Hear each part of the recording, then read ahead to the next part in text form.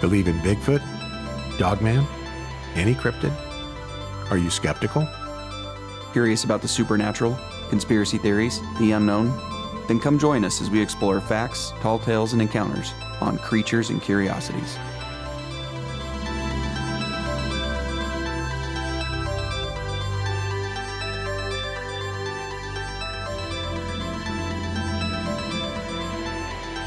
Hello and welcome to Creatures and Curiosities. I'm David. And I'm Jake. And in this week's episode, we're going to be talking about a folklore from, I think it was early as like the 1900s. Yeah. The Gugwe. Yep. Now, I've heard it pronounced Gugwe. I've heard it pronounced a bunch of different ways. We're going to call it a Gugwe throughout the show. So if that's wrong, going to have to live with it. You're going to have to get over it, yeah. Yeah, because that's how we would pronounce it. Yeah. So, and there's many different things during the research phase where this got confused with other Gaugaus or something, which were these massively tall females that collected children in a basket or something. Yeah, when you say massive, like 150 foot tall. Right, exactly. More like troll status. Yeah. Right?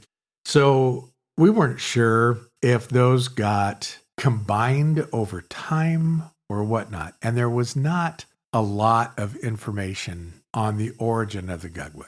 Right. It's all word of mouth, and even that's all it says. That's all it is. I mean, there's really not much to this, but you know us, we'll stretch it. Yeah, we'll make it work. Yeah, so before we get into it, anything new in your world? Anything No, happening? I'm getting ready for the weather to be steady nice, so I can start getting all the outside things done that I need to get done. Yep. Well, you know, Grace moved home and she's been out gardening and pulling weeds and tearing stuff apart. So we're trying to do the same and beautify the home, you know, for spring and summer months coming.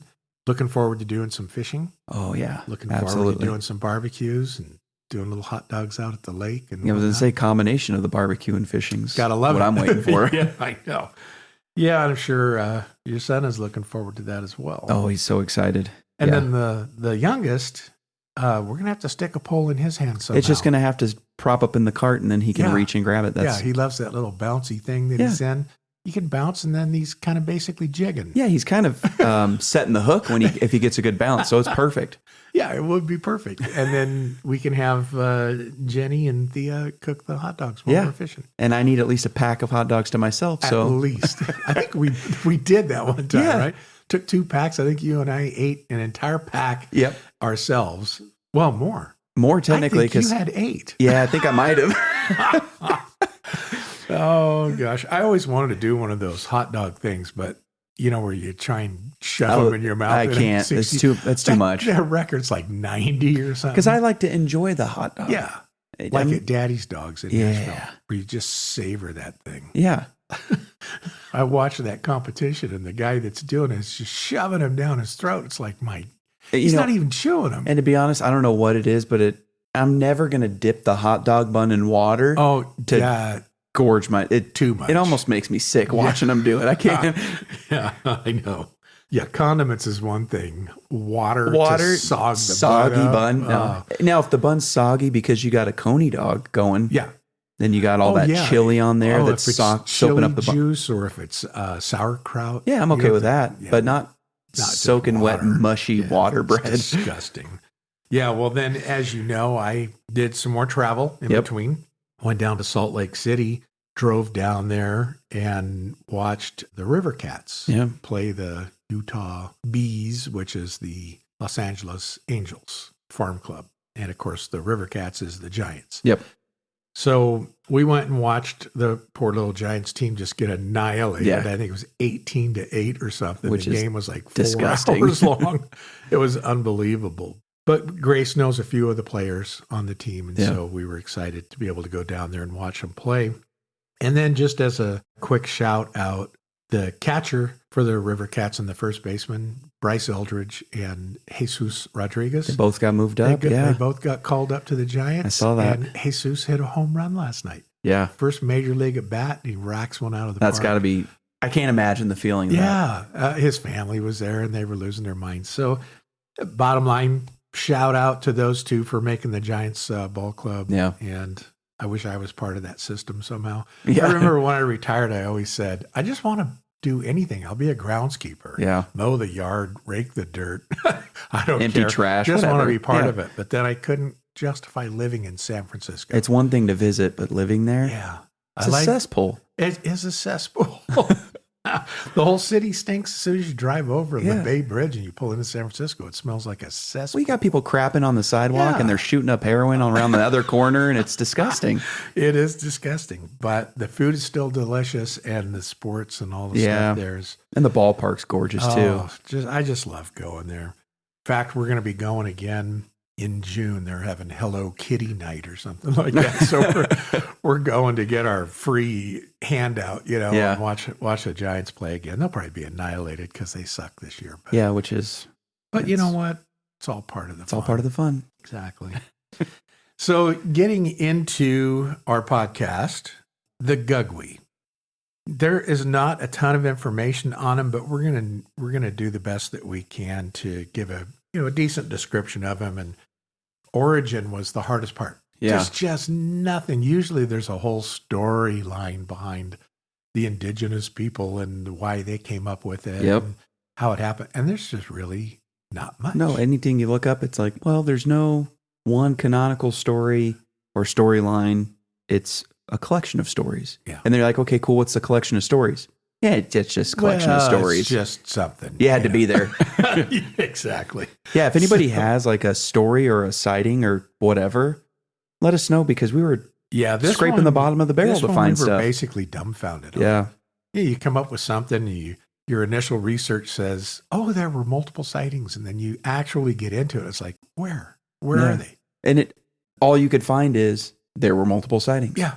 Doesn't say where, doesn't say different accounts and everything else, but then no specifics at all. So we're just going to do the best that we can on this one. I even listened to other people's research stuff on it, and there was a little video online. It was like 5 minutes long because they had nothing on it either. So apparently there's just not much to this.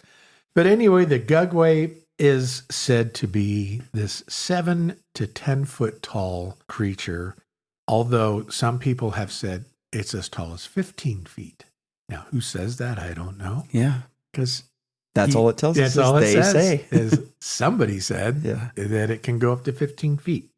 It's extremely heavy.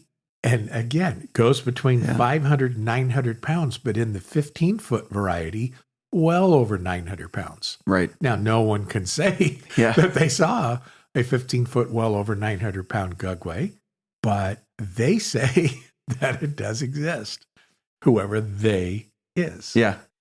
This thing is bipedal, but is also known to do the knuckle walk like a gorilla. Yeah. So kind of in a way on all fours. The long, gangly arms that hang down and drag the ground, but they use the knuckles to like move along the ground. There's something kind of freaky about that, because think about seeing it in the woods walking like a gorilla, and then you're like, oh my God, that thing's massive. And then it just stands up normally and starts walking. Yeah. Just the thought of that kind of stuff is horrifying. Yeah.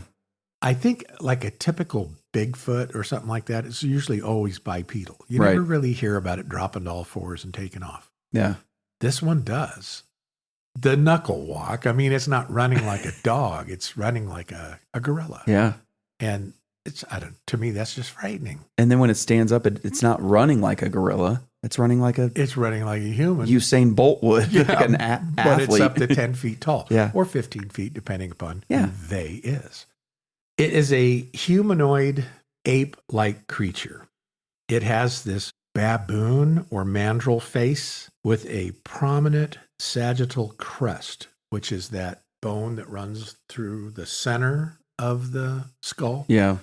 Making it kind of that elongated look. And so what I picture is like Rafiki, from Lion King, that baboonish face. Yeah. The long, elongated skull and the long face.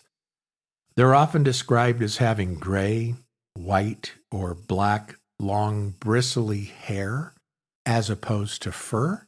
It's more hair-like. But then in some cases, where? I don't know, it just says this. In some cases, it's been reported that the hair was very sparse and that it was more like skin. And the skin was dark, leathery, wrinkly look to it. Kind of like a bear with mange. That's what I would picture. It's where you can see the underlayment, the skin under the fur, and it's kind of dark, patchy, wrinkly, nasty looking skin. Gross, yeah. Some reports say that it has this onion-like odor, and it makes a low whooping noise. So similar to Bigfoot. Right. Where you hear the whooping in some of the audio stuff that they have captured of Bigfoot's crying out. Yeah. And what I heard here, first episode, Bigfoot Crossing that we did, that sound is unmistakable.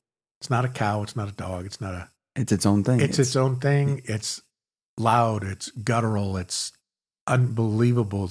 When you hear it, it's like going back to Jurassic Park. And that's what this is that's whoop, whoop, but it's a really low one, which I can't probably do. But I mean, anytime if you watch Finding Bigfoot and stuff, and you got Bobo trying to yell out in the forest and stuff, it's much lower, deeper, and more terrifying than what a human can replicate. And that's what I picture one that says it's got that low whoop. It has large, sharp canine teeth. So when a baboon opens its mouth, you know those huge canines that come down, almost like a saber-toothed tiger look to it. It's like, how do they close their mouth, with those huge teeth? That's what this thing has as well. It's often described as having canine-like features, like similar to a Dogman. And in fact, it's been mistaken as being a Dogman. The one picture that we're going to be talking about that looks very credible to me. I know you've looked at it too, and when it comes to pictures of cryptids, I would say this one is pretty legit. Yeah. And it definitely looks like it could be Dogman-ish, kind of like a small snout or something on it. Yeah, it's weird because I could see how people can come to that, and then at the same time, the longer you look at it, the more you realize that it is just its own thing. Right.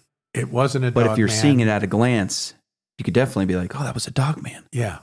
At which would be my first thought is Dogman. But then when you look at it, it doesn't have the ears of a Dogman, doesn't look 100% like a Dogman. And so then a lot of people will classify it as like a type 3 Bigfoot, which when you look into the types of Bigfoot, there's your ape face, there's the more Dogman face, there's the type 3 is the slightly more aggressive carnivorous Bigfoot. Yeah.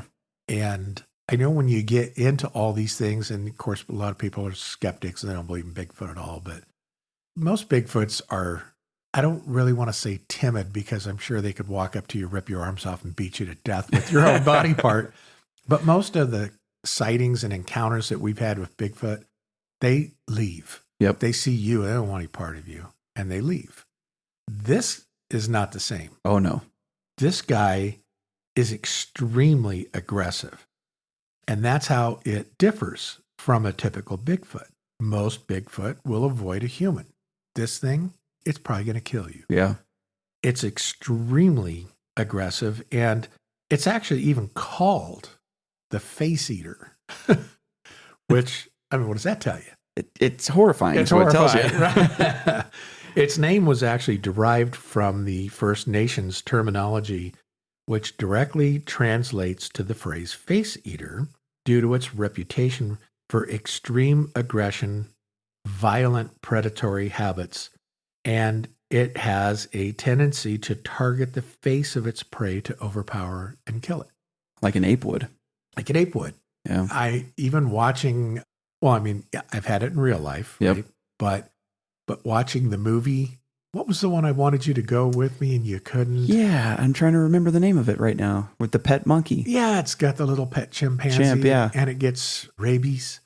But even in the movie, the way it attacked people, it would jump on them, hold them down, put its fingers in their mouths and rip their jaw away from the rest of their face. Yeah. It's a gross movie, but that's what they do. But that's what they do. Yeah. And we've seen it in real life where they attack the eyes and they rip your face apart. They and bite your tongue off. Ears off. Yeah. And that is typical ape-like carnivorous behavior. Chimps in the wild are brutal. Yeah, they're violent. And they're pack hunters. They flank you. And they have military tactics. Yeah, it's an amazing animal, and they're very intelligent. I remember watching this documentary, and I've tried to find it again because I was telling someone about it kind of recently. But they have kind of video/drone footage of these chimps hunting a deer. Oh, I've seen it. And it's running along a game trail, and it goes to kick off to the left, but then there's other chimps who push it back. Right. And then it goes to go to the right, and those chimps push it back until it gets to a part where it can't go anymore, and there's chimps waiting for it at the end. Yeah. And then they just beat the thing to death. And they use sticks and stuff and rocks. And stones. And it's like, my God. And it's violent. Oh, it is violent.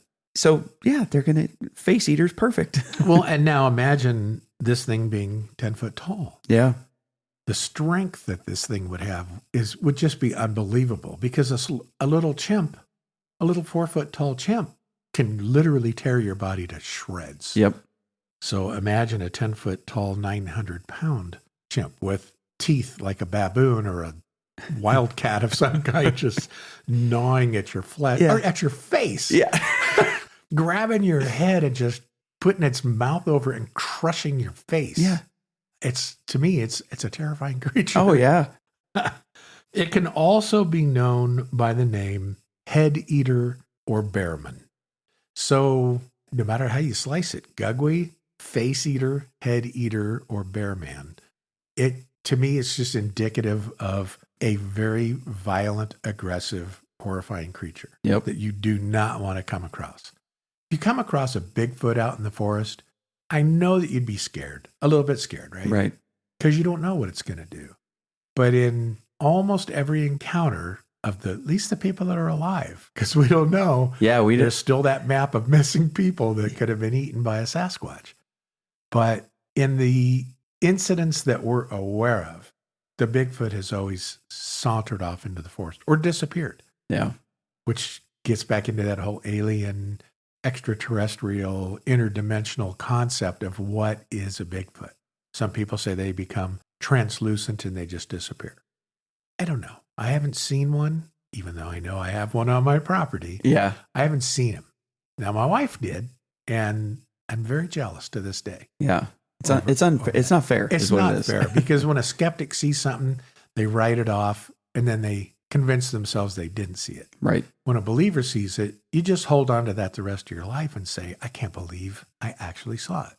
But there it is. There it is. So the Gugwe, a horrifying thing, its own entity. It's not a Dogman. It's not a Bigfoot. It's its own thing. And I really don't know how to say that any better than that. Yeah. I believe that it is its own creature. Right. Agreed. Now, the location of where you may or may not get to encounter a Gugwe, and you don't want to encounter one. No. But they inhabit dense and remote boreal forests, mainly in Quebec and Labrador, although they have been known to range out allegedly into northern Ontario, northern Manitoba, and the Northwest Territories.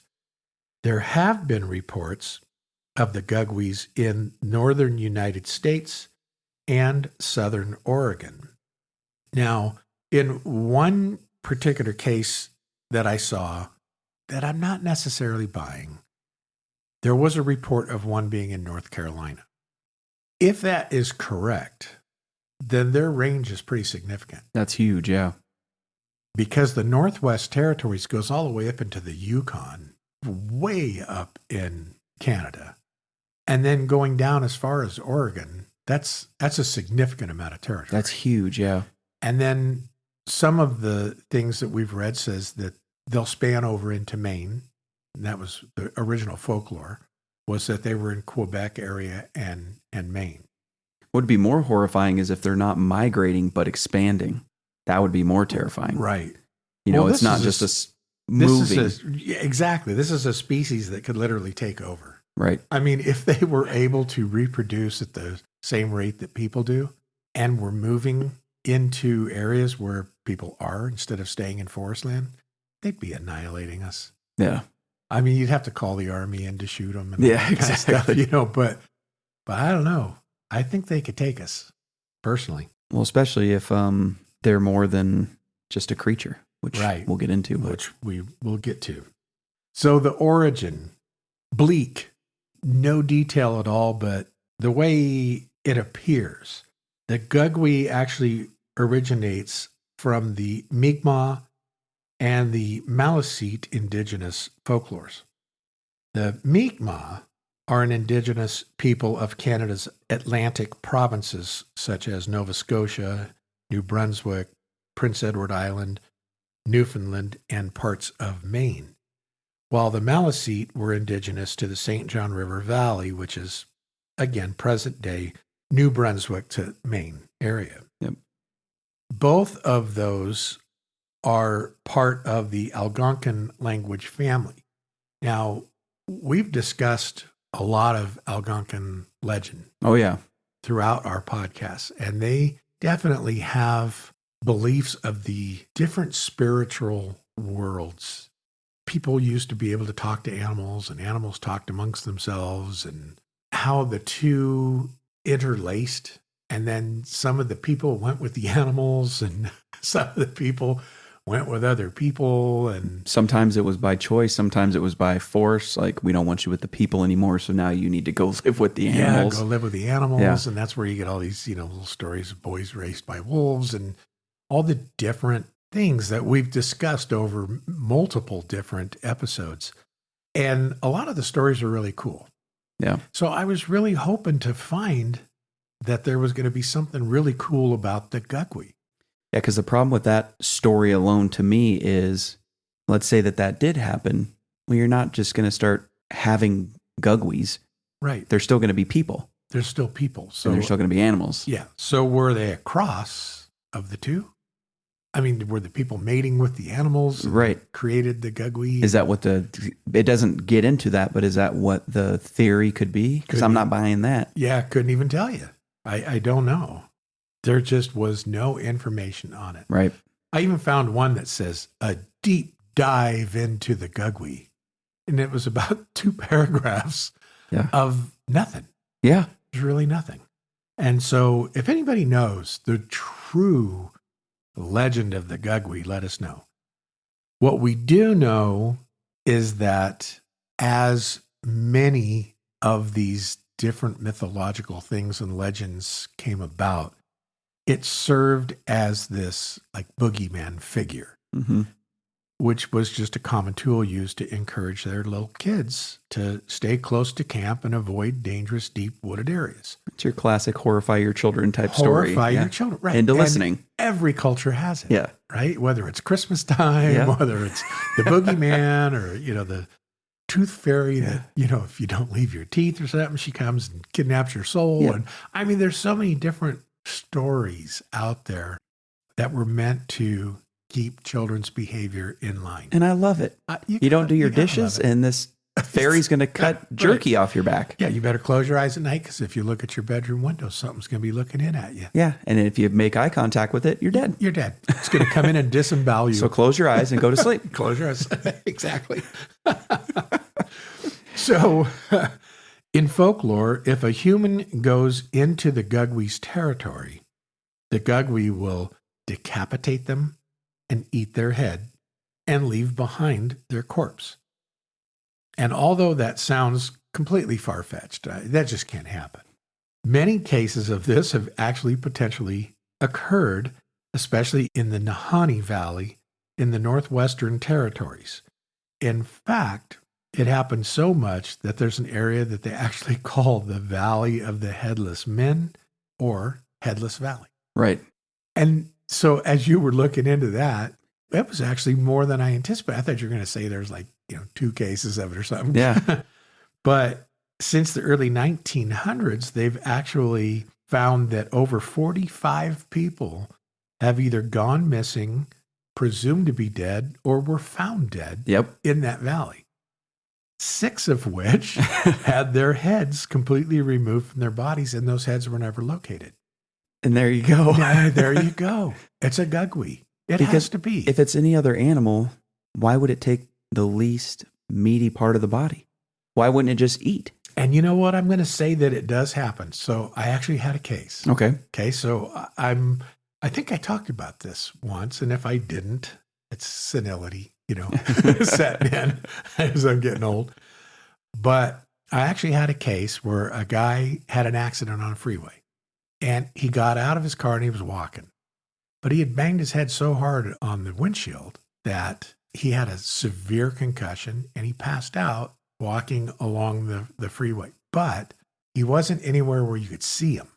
He actually went up over a fence and was walking through an area that was high grass on the side of the roadway.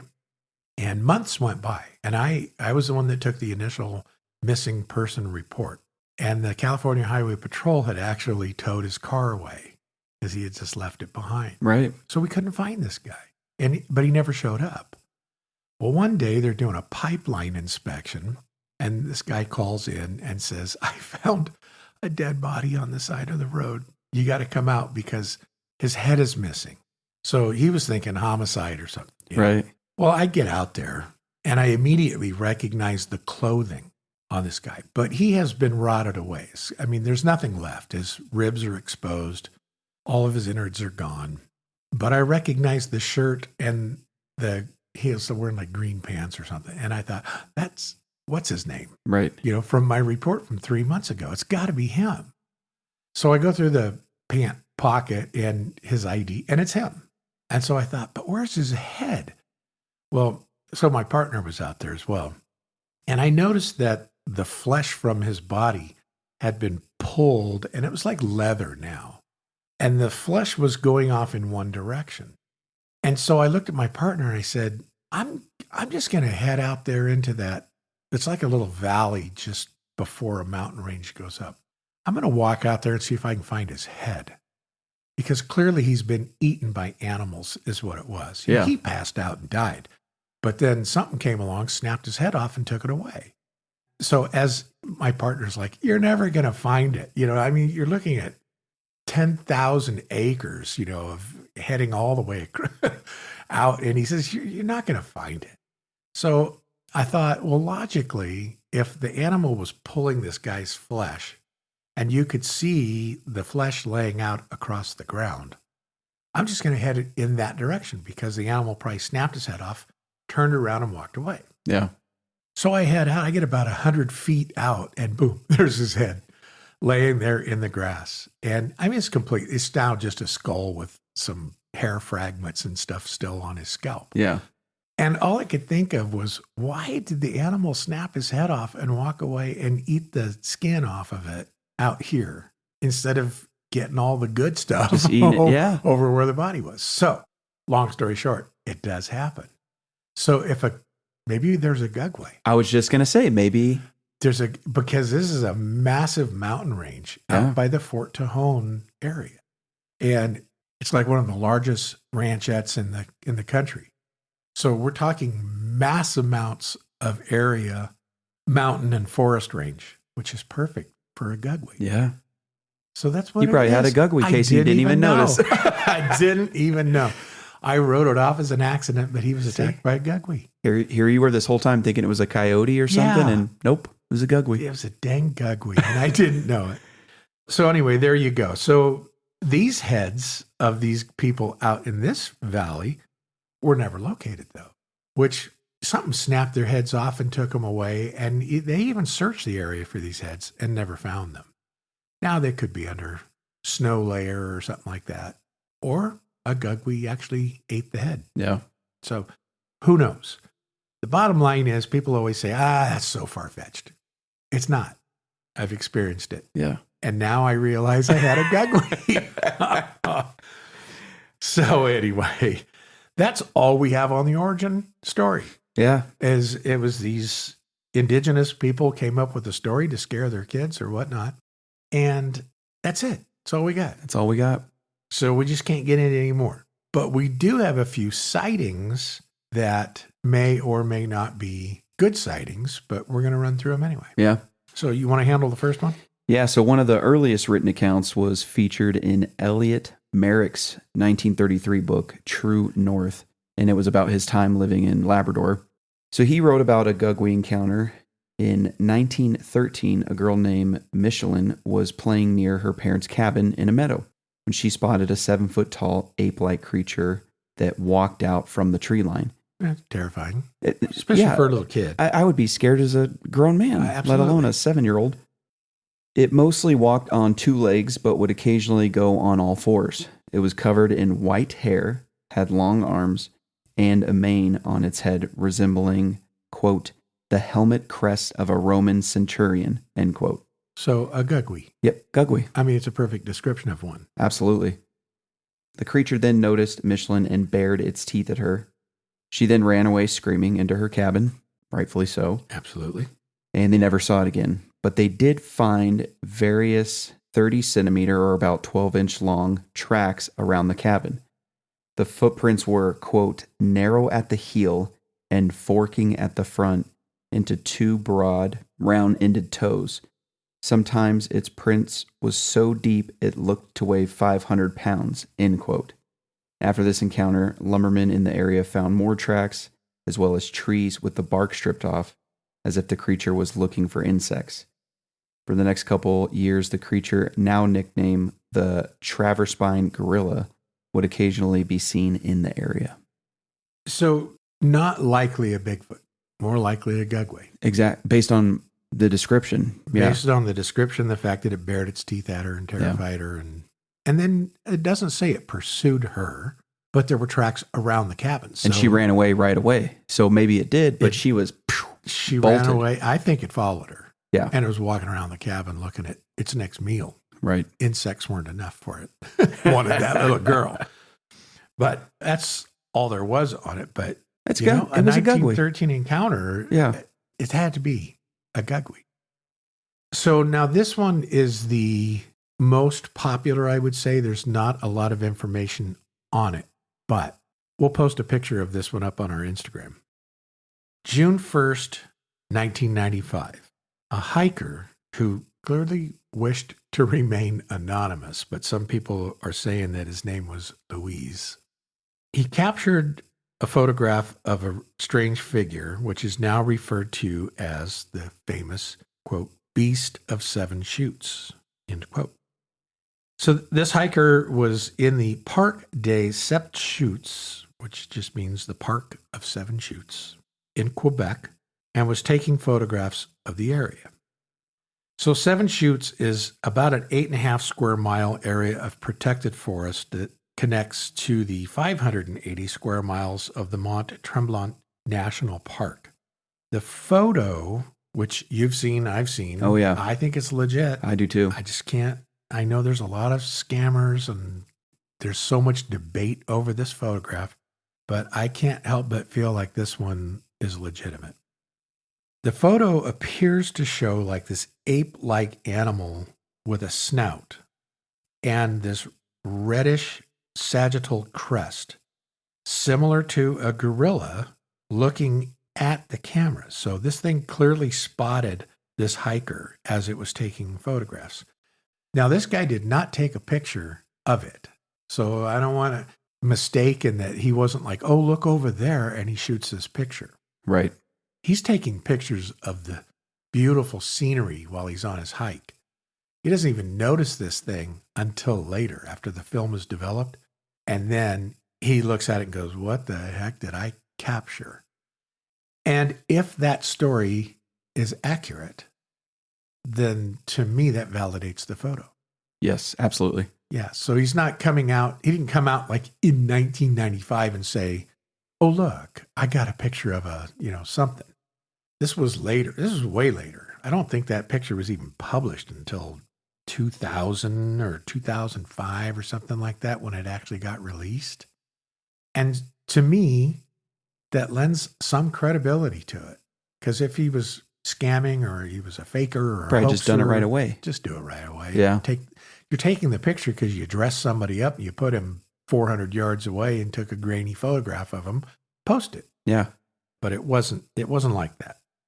In this picture, this creature, whatever it is, appears to be holding something white. Now, a lot of people said that it appeared to be a dog or a fox. Some people thought it could be a deer, like the butt end of a white tail or something like that. But they've blown this picture up a million different times. And it's hard because, like, if you look at a cloud formation and you see a bunny, but I saw a lizard, and then you're like, no, it's a bunny. Look at the ears and the eyes and the butt. And now that's all I can see. Yes. You can be talked into seeing what you want. And so many people have said, no, it's a dog. It's a white dog. Look. And then they blow it up even more. And it's like the little dog is looking at you. Yeah. You can see its eyes and through stuff. the pixelated mess. Yeah. Through the pixelated mess. And it's like, okay, that's what I see now because that's what you told me. But I didn't see that before that got into my head. Right.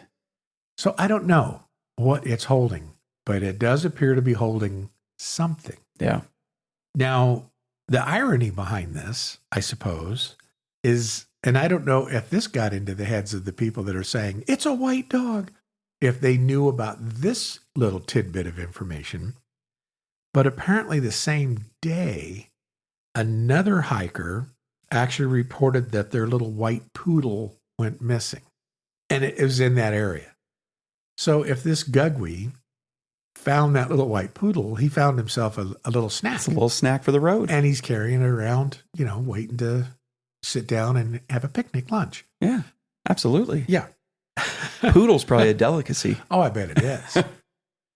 Since the exact location of that photograph was known, and they were able to literally find the exact spot where that Gugwe was, researchers were able to go out to that spot, and what they determined was that its estimated height was that of a human.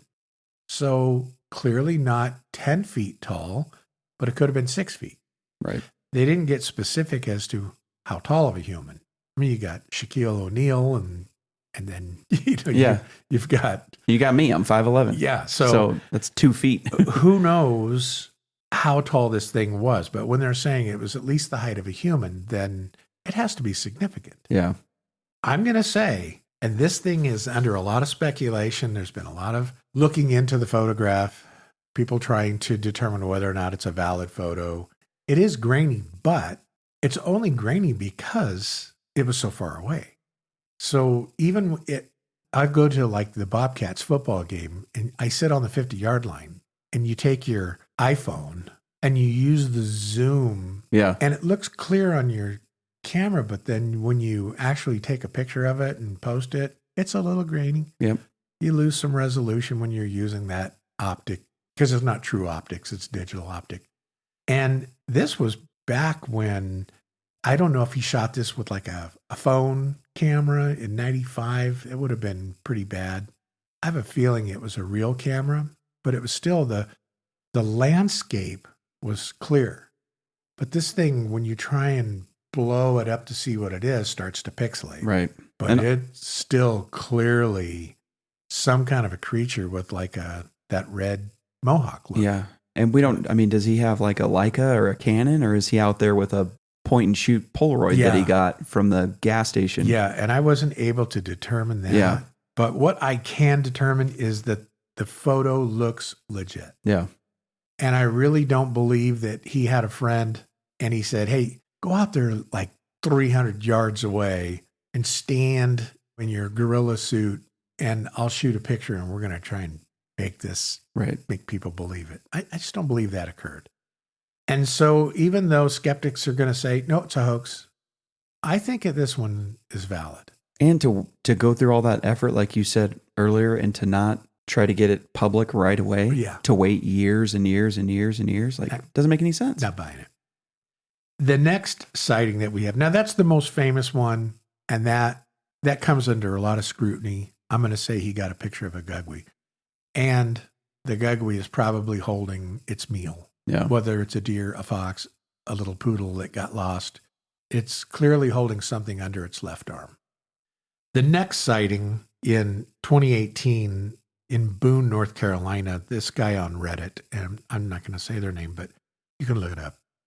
He posted a picture of a suspected Gugwe in the backyard bordering a national forest. This one, I could say, is valid or not. Yeah. To me, it doesn't look the same. No. It doesn't have the crested head. It doesn't have a Dogman appearance to it. It could be a Bigfoot, could be a guy in a gorilla suit. Too hard to say. Yeah. And the picture that they caught, unless this was blown up for the purposes of trying to look at it, if that's the best picture they could get from the size of it, it's too grainy, it's out of focus, so I'm not buying it. Yeah, it doesn't look good to me. It doesn't look legit. A lot of people said, well, look at the chest. That's where the zipper went. Well, in a gorilla suit, the zipper would more likely be in the back, not the front. Yeah. So I don't think that was a really good way of debunking the photo, but it just doesn't look right.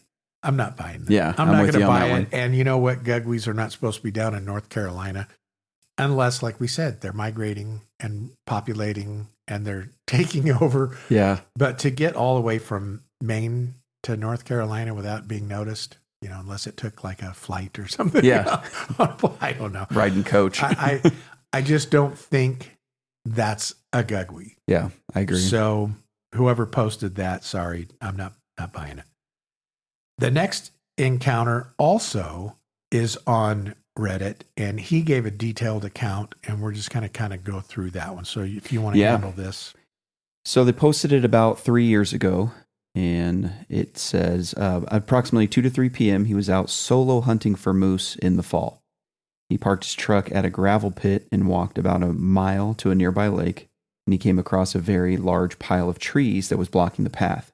He said he should have known that something was amiss, but he didn't believe in Bigfoot at the time. He spotted a bull moose in the lake and noticed that the bull was eating plants from the bottom of the lake. He was able to see the moose clearly as the game trail went down from the pit to the lake below. He slung his .30-06 semi-auto rifle over his shoulder and began crawling over the fallen trees. Which, I mean, you got a spot on a bull moose. Yeah. I don't care. Even if I believe in Bigfoot, I'm still going out there. Yep, you got to go. Yeah. The pile of green, fresh trees were very sappy and was piled about 10 feet high. He didn't go around it because the sides were really thick underbrush and he would have gotten tangled in it, so he climbed over it. And at the apex of the pile, he noticed a square hole about 1 to 1.5 feet wide. He thought it was weird and went over to it and looked down in the hole.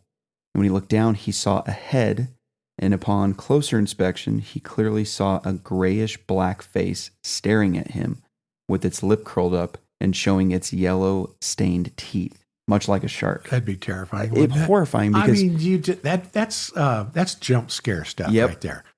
I'd probably fall back into the brush. Hurt yourself. Hurt myself, not be able to get away, and I'd be dead. Yeah. My head would be ripped off. Because that's what I was thinking.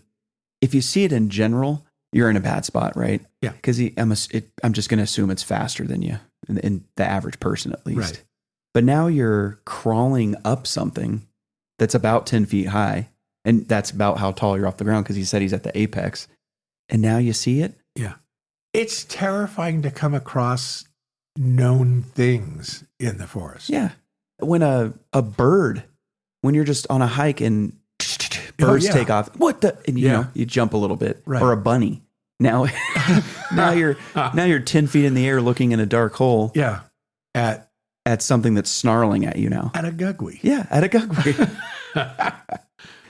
So he thought, quote, "This can't be real. No way this is real," end quote. He closed his eyes for a second and gave his head a shake and looked again. I mean, to each his own. I can't see myself doing that. No. I'm going to have the wide-eyed, I wouldn't close my eyes. There's no way. I'd either fire around at it or I would try it and back out of there. Yep. The best that I could. It was almost grinning, and terrified, he stood up, removed his rifle, and threw it to the bottom of the pile.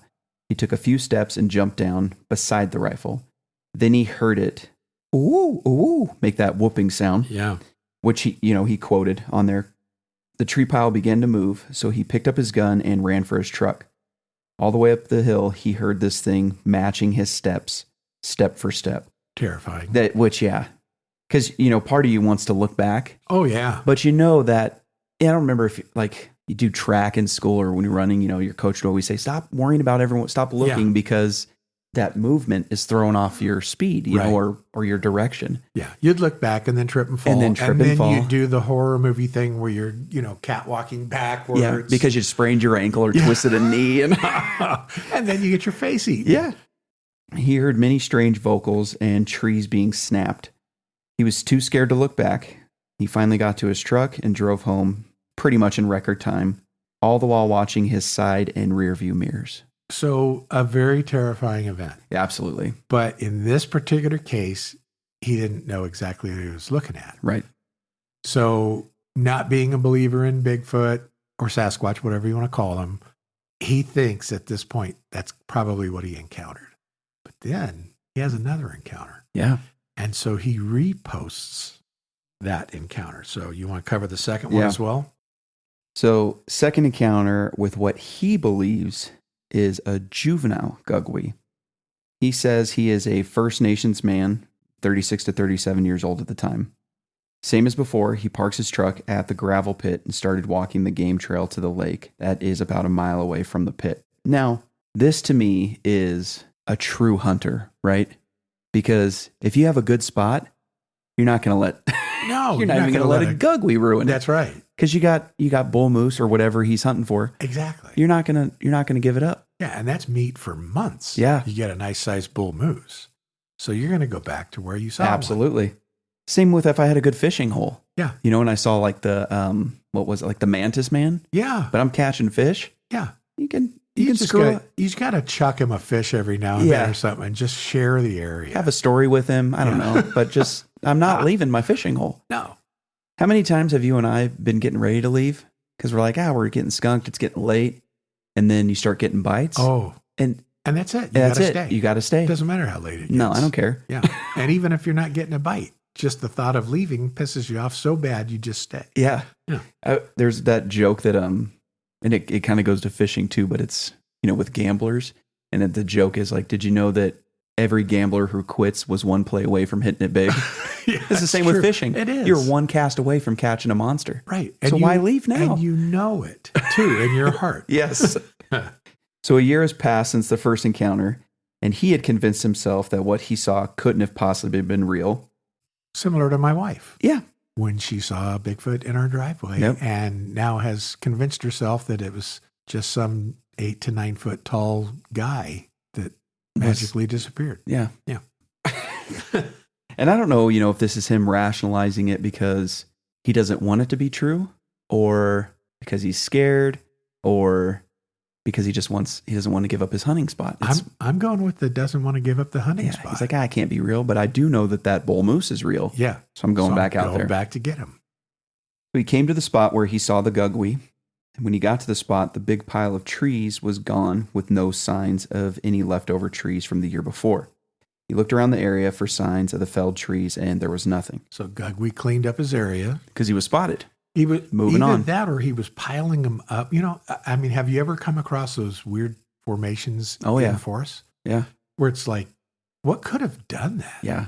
Where they take huge lodge poles and stuff and bend them over, and they almost like forming a little fortress or something. Yeah. And I've seen that on like Les Stroud, where he's come across those things, snapped trees that no human can snap a tree like that. And then set it up that way. And then set it up and make structures, for lack of a better term, that you could like shelter in.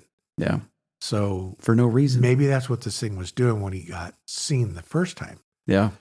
Gathering trees to make a structure. Who knows? I like it. But now they're gone. Yep. So he started hiking again and heard a moose off in the distance. He got his rifle out and went around a bend on the trail. And as luck would have it, there was a young bull that was in shooting distance. Boom. He's got the moose. And right that's why you rationalize it to go back out there, because he's got it. So he loaded his rifle, took a knee, and started slowing his breathing down to, get set up to take a good shot. So he took aim and snap. Tree was broken directly behind him. So the terror strikes.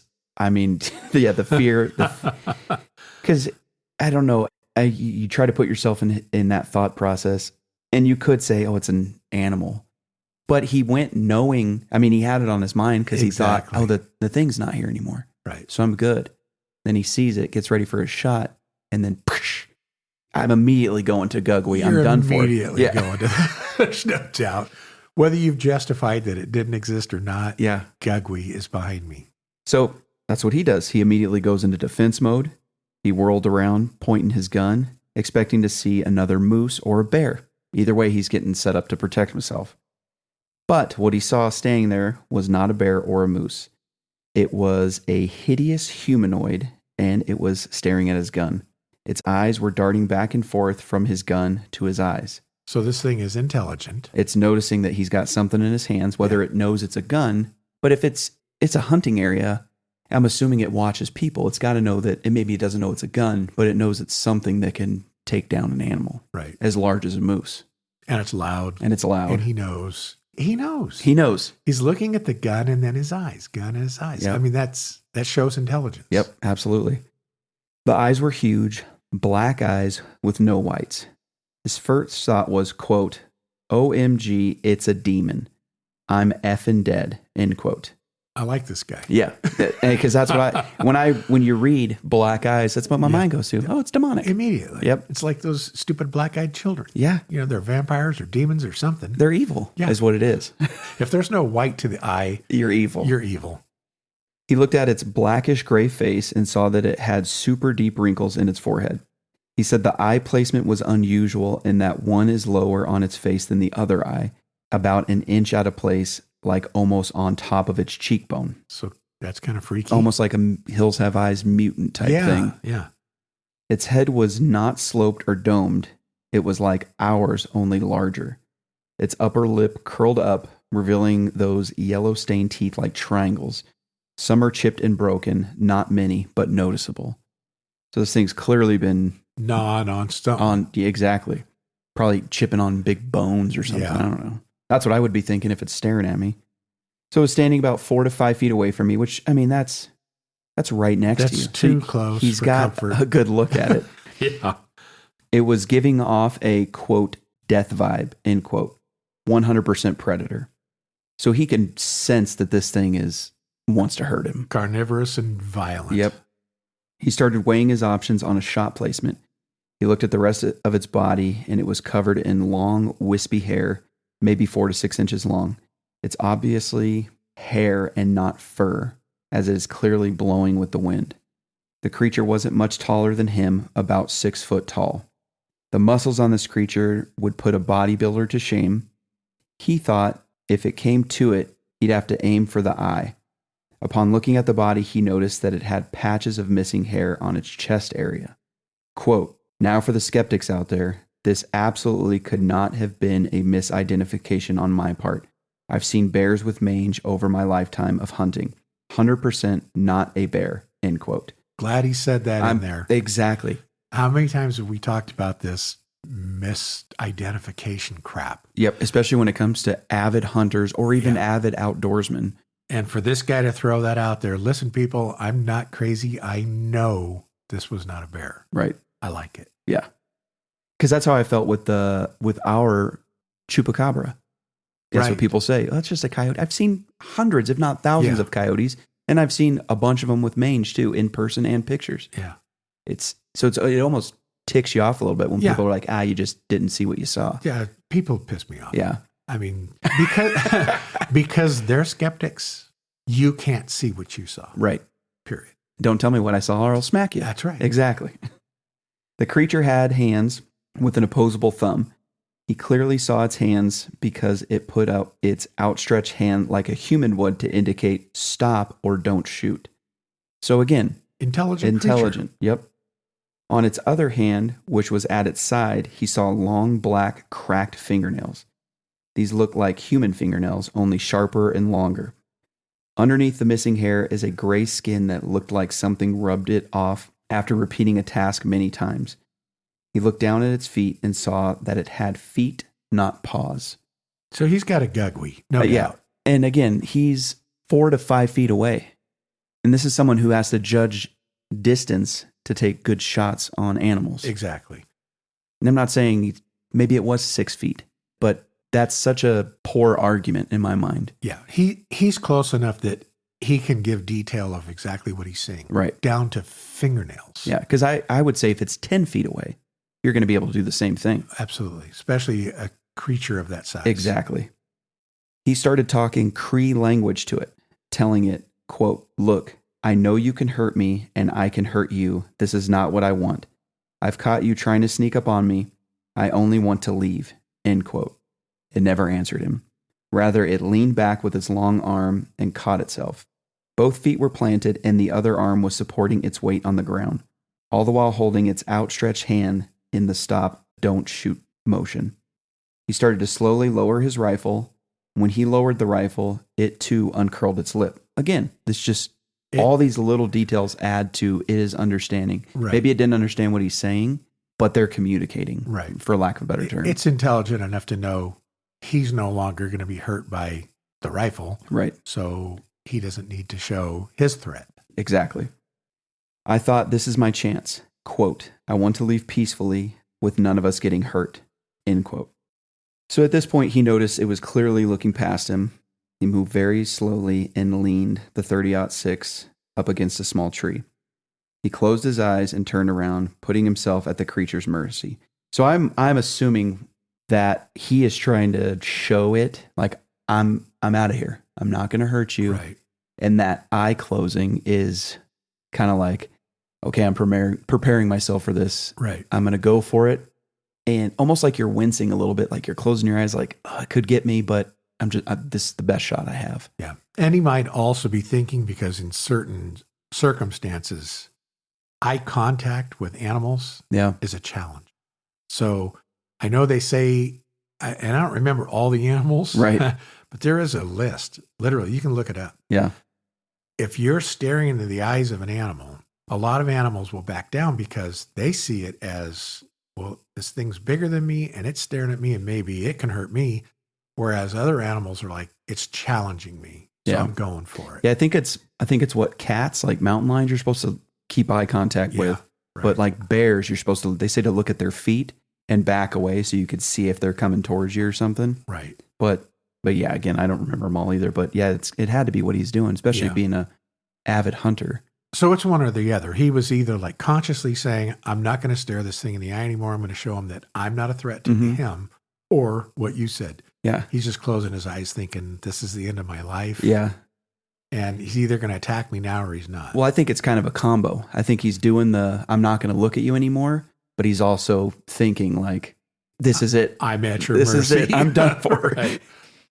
So he counted to 5 in his head and he heard the creature take off, breaking small trees. He then left the area as well. That's a heck of a story. Yeah. And we have no reason to dispute this story. I know a lot of people can just write whatever they want and say whatever they want. But if this guy is even remotely telling the truth, that's 2 incredible encounters. Yeah. So he says after those couple of incidents, he does not hunt anymore, which I think I would go to a different area to hunt. But at the same time, I didn't come face to face with a Gugwe, so I can't say for certain. I did see that he says he doesn't hunt anymore, like mainly at night, but he will go out during the day, but probably not back to that area. Yeah, I couldn't see, because I can understand the first time, but then when you got one face to face with you, nope. Yeah, I'm just going to call it good. He's lucky he survived this. If the animal was intelligent enough to know that, hey, this guy has a weapon, so I'm not going to do anything, and hopefully he won't do anything, and he's thinking the same, that might be how he escaped this. But imagine if you were just out on a hike and you came across this thing. Yeah. You didn't have a 30-06. It literally could have ripped his face off. Yeah. Well, because I know you've seen it too, where, like, I'll use bear, for instance. Someone gets a good shot on a bear, like it's a good kill shot, but it's not the perfect shot, right? Yeah. The perfect shot is where, boom, it just drops right away. But you get a good shot, but that bear jumps and it starts biting and growling. Yeah. 4 to 5 feet away, you don't get a perfect shot, but you get a good shot, it could still maul you and kill you. Of course. Well, it's kind of like the movie The Revenant, right? Where he shoots the bear, but then it mauls him anyway. Yeah, exactly. That's like, and that happens. It happens all the time. Yes. It happens here in Montana once or twice a year. Right. I remember not too many years ago, literally like just a few years ago, a guy got surprised by a grizzly when he was out like pheasant hunting, and it came up out of the grass.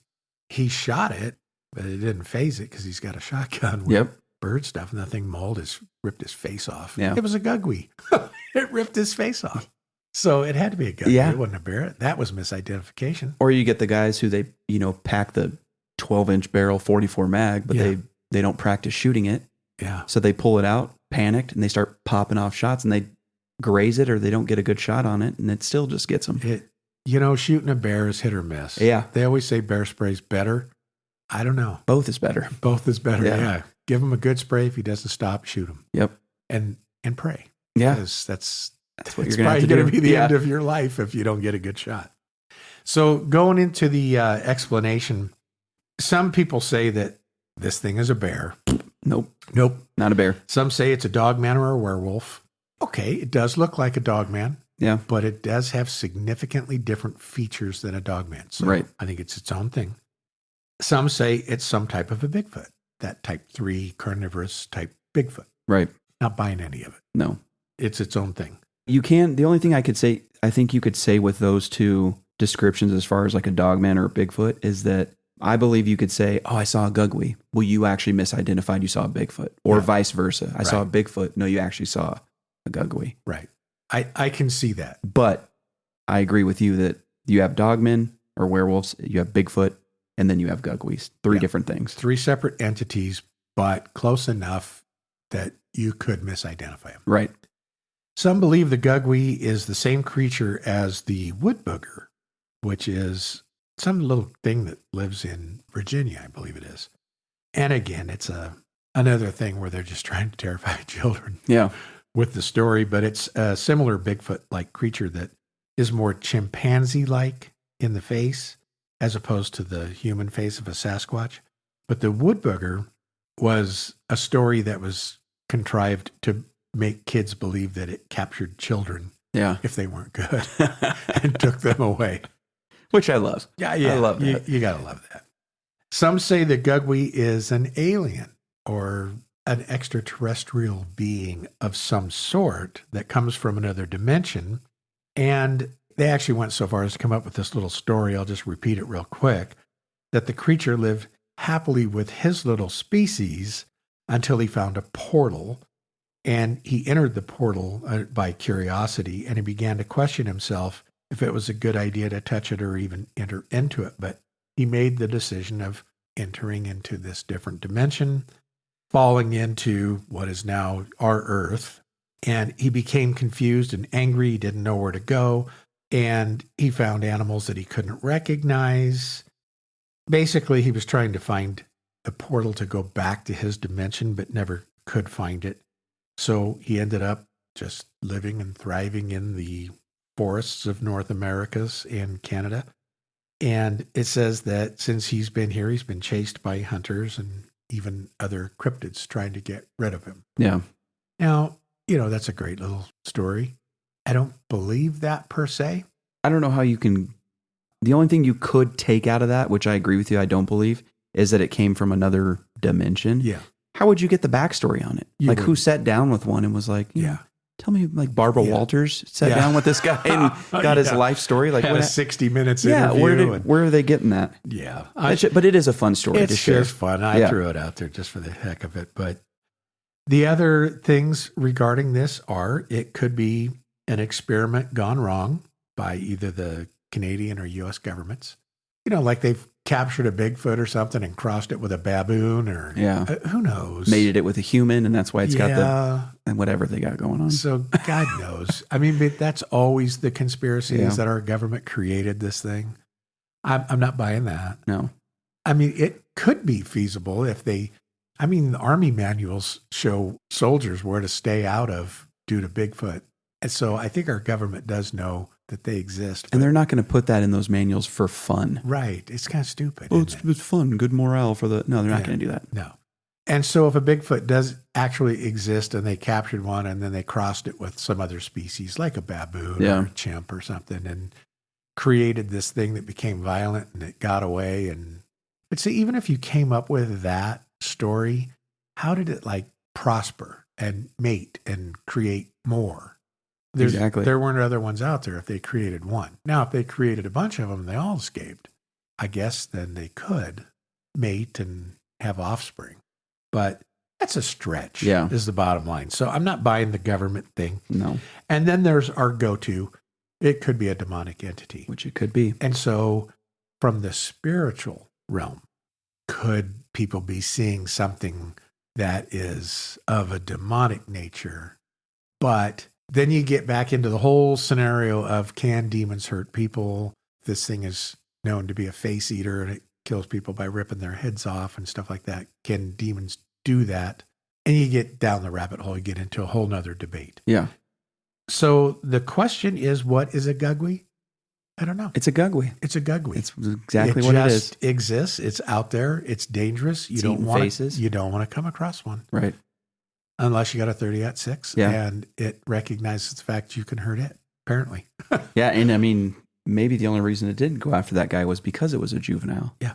Yeah. Maybe if it was inexperienced and didn't know that it could take a round out of a 30-06 and still maul this guy. Yeah. Or maybe if it was an adult, it would have just attacked him from behind. Yeah. It wouldn't have even made a noise on a branch or whatever. Yeah. And then this guy could be headless somewhere in the forest. Well, this guy's lucky. Yep. Is the bottom line. And he's got the best story out of everything. Oh, absolutely. It's a shame he didn't have a camera get a picture of it like Luis in the 7 Shoots area.